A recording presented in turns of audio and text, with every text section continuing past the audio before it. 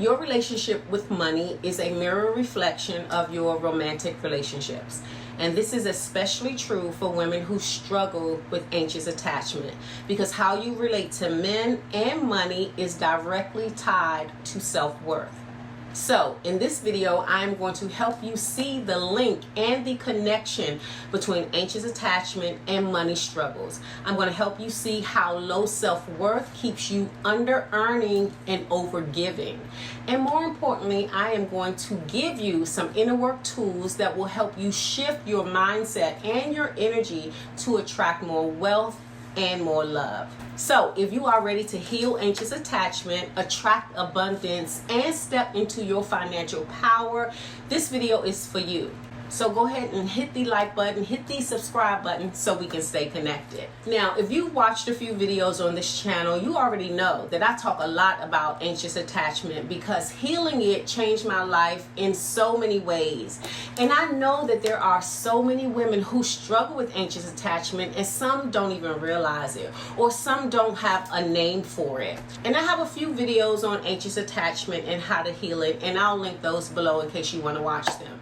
But this video is to help you connect the dots so you can see how anxious attachment causes you to feel unworthy and how that feeling shows up in love and in money. Now, let me be clear. It is not true that you are unlovable or that you are bad with relationships. It's not even true that you are bad with money.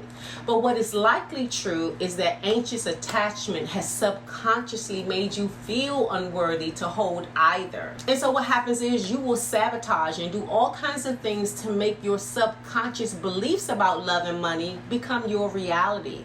And this is personally what happened for me. See, personally, I wasn't conscious of the connection between love and money.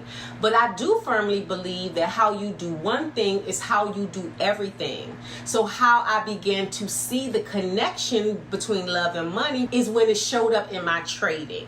See, I trade stocks for income, and my trading record was totally inconsistent. I would win big and then I would lose big. But as I healed anxious attachment and saw the changes in how I relate to men and love, I also saw changes in my trading and how I relate to the stock market and to money. And so now in my trading, I no longer take unnecessary risk. I no longer chase trades, and I now wait patiently for the right trade to come along. And this is the same thing that was happening in my love life and in relationships. I no longer take chances with a man that doesn't meet my standard. I no longer chase men trying to prove my worth, and I am patiently waiting for the right man to show up in my life. And so I wanted to make this video to make sure you do the same. I want you to recognize and overcome any blocks that keep you from experiencing the abundance of love and wealth that are available to you. And so after this video, you will have so many tools to heal your anxious attachment in a way that will completely shift your financial reality and help you attract more wealth and more love. Now, first things first, let's talk a little about the connection between money and self-worth. Now, most people think that money is just about working hard and making smart choices. And of course that is true, but let me tell you something else that is true. The way you feel about yourself also shapes your bank account way more than you realize. And when you have anxious attachment, you generally and subconsciously have a low self-worth. You don't even see your intrinsic value. So you may do stuff like undercharge if you're a business owner, or under earn because you don't believe you deserve more. You may have trouble setting financial boundaries, like saying no to people who try to take advantage. And you may struggle to hold on to money because deep down you feel unworthy of it. And this is just a byproduct of having anxious attachment. But if we look at this through the lens and through the eyes of love and relationship, you probably overcompensate when you receive bare minimum. Lord knows this was one of my issues. Or you may settle for less because you may not believe better or more is possible for you. Or you may struggle to hold on to love because you hold on so tight until you chase it away. Now, there are 3 mindset shifts that this stems from that you have to shift out of. The first mindset is the scarcity mindset, where you may feel like love and money are scarce and not abundantly available, and that is absolutely not true. The second mindset is the overgiving mindset, where you do the most for people because you have to prove your worth, whether that's bailing people out or overspending to feel accepted or overgiving in relationships. And the third mindset is the fear of asking for more or asking for your worth kind of mindset, whether it's negotiating your salary at work or raising your prices again if you are a business owner, or asking for your needs to be met in a relationship. And you probably hesitate to do these things because deep down you are afraid of rejection. Now, the reason you gravitate towards these mindsets in the first place is because anxious attachment keeps you in survival mode. It is your mind's way of keeping you safe. But when you are in survival mode, you can't receive abundance. And let me tell you, you are so worthy of abundance. Now, let's get to the good part. How do you heal these mindsets so you can avail yourself to an abundance of love and money and stop blocking your blessings? The first thing you must do is to build self-worth from within. You have to start believing that you are enough. Believe that love and money are not about chasing, they are about allowing. So start affirming, I am worthy of love. I am worthy of wealth simply because I exist. Start saying that to yourself daily. Next, I want you to heal your relationship with receiving. So if you are always in giving mode, you block your ability to receive. So I want you to practice allowing money and love and opportunities to just come without you over explaining or trying to prove you're worthy of it or feeling guilty. Just let it come and receive it. Next, I want you to call abundance to you.